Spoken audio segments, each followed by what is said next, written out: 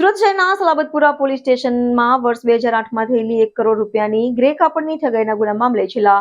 17 વર્ષથી ફરાર સૂત્રધાર સહિત 2 આરોપીઓને આખરે પોલીસે જાળમાં ફસાવ્યો છે। ડીસીપી ઝોન 2 પોલીસ ટીમે ગુપ્ત માહિતીના આધારે રાજસ્થાનથી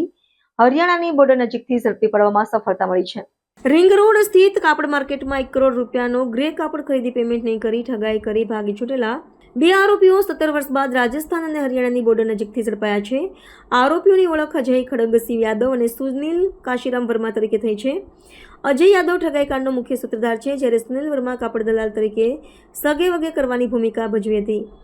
વધુમાં ડીસીપી ઝોન 2ના કેએમ દેસાઈએ જણાવ્યું હતું કે આરોપીઓએ વર્ષ 2008માં સુરતના એક વેપારી સાથે મળીને આશરે 1 કરોડ રૂપિયાનો ગ્રે કાપડ ખરીદ્યો હતો અને પેમેન્ટ ન ચૂકવી ફરાર થઈ ગયા હતા। ગુનો નોંધ્યા બાદ 3 આરોપીઓ સામે કેસ દાખલ થયો હતો, જેમાં એક વ્યક્તિ અગાઉ પકડાઈ ચૂક્યો છે। પોલીસે અગાઉ પણ આરોપીઓને શોધવાની એક વખત પ્રયાસો કર્યા હતા, પરંતુ અજય યાદવ સતત સ્થળ બદલીને અલગ અલગ વિસ્તારોમાં છુપાઈ રહેતો હતો।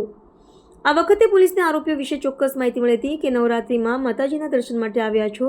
અને ત્યાંથી પાછો ફરી રહ્યો છે, ત્યારે સુરત પોલીસ ટીમે બતાવેલી જગ્યા પર પહોંચી બંનેને પકડી પાડ્યા હતા। સુરતમાં સલાબતપુરા પોલીસ સ્ટેશનમાં 2008માં ગુનો દાખલ થયેલો હતો, ચીટિંગનો ગુનો દાખલ થયેલો હતો, જેમાં જે ફરિયાદી છે એ જયેશભાઈ ધીરજલાલ મિસ્ત્રી, ઉંમર વર્ષ 44 વર્ષ, અને જેઓ ભદ્ર રોડ ભટારમાં રહે છે, જેમની દુકાન મેઇન છે રઘુકુળ માર્કેટમાં, અને તેમની પાસેથી હરિયાણાના જે અરુણકુમાર છે એ બીજા ત્રણ જણા છે, અને ચારેય ભેગા મળી અને જયેશભાઈ પાસેથી અલગ અલગ માલ લીધો હતો જે વેચવા માટે થઈને, અને એ જે જે માલ લીધો હતો એ 1 કરોડ અને 3 લાખની આસપાસનો હતો। એ લોકોએ 2-4 મહિનાથી આવી અને અલગ અલગ વેપારીઓ પાસેથી સુરતના માર્કેટમાંથી માલ ખરીદતા હતા અને હરિયાણામાં વેપાર કરતા હતા। થોડા સમય સુધી જ્યારે એમણે રેગ્યુલરલી માલ સામાન લીધો અને પેમેન્ટ કર્યું, તો એક પ્રકારનો વિશ્વાસ વેપારીઓનો અહીંયા એમણે ગેઇન કર્યો કે ભાઈ આ જેન્યુઇન વેપારી છે અને એ ધંધો જ કરવા માટે અહીંયા આવે છે, જે માલ સામાન લેશે અને પૈસા પણ રેગ્યુલરલી આપણને આપશે। આ રીતે વિશ્વાસ મેળવી અને જે અરુણ છે એણે બીજા 2 વ્યક્તિઓ છે એમના નામે એ અલગ અલગ કંપની અને ફોર્મ ફોર્મેટ કરી હતી, અને વચ્ચેના એક દલાલ મારફતે એણે આ પ્રકારનું એક વિશ્વાસનું માહોલ ઊભો કરી અને 1 કરોડ ઉપરનો માલ સામાન લીધો જયેશભાઈ પાસેથી, અને પછી એ લોકો અહીંયાથી ફરાર થઈ ગયા હતા। જે 2008નો ગુનો સલાબતપુરા પોલીસ સ્ટેશનમાં દાખલ થયેલો છે,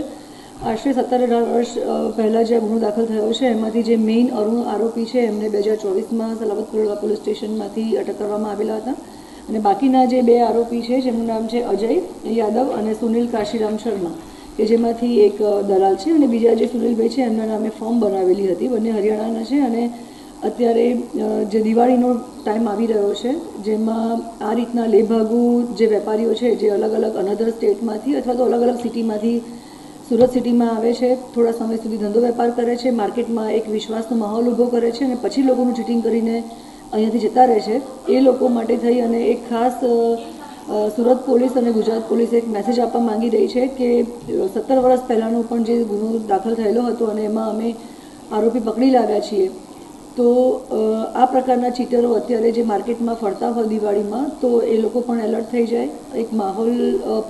પોલીસ ઉપર પણ વેપારીઓનો એક વિશ્વાસ બેસે કે ભાઈ કઈ રીતે ડિપાર્ટમેન્ટ અને તંત્ર કામ કરી રહ્યું છે।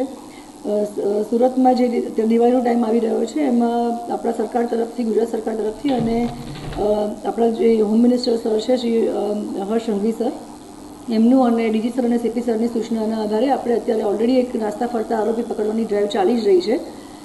જે ડ્રાઈવના સંદર્ભમાં આ આપણે બંને આરોપી હરિયાણાથી અત્યારે ઝોન 2 ખાતેથી એલસીબી પકડી લાવી છે અને આગળની કાર્યવાહી ચાલુ છે।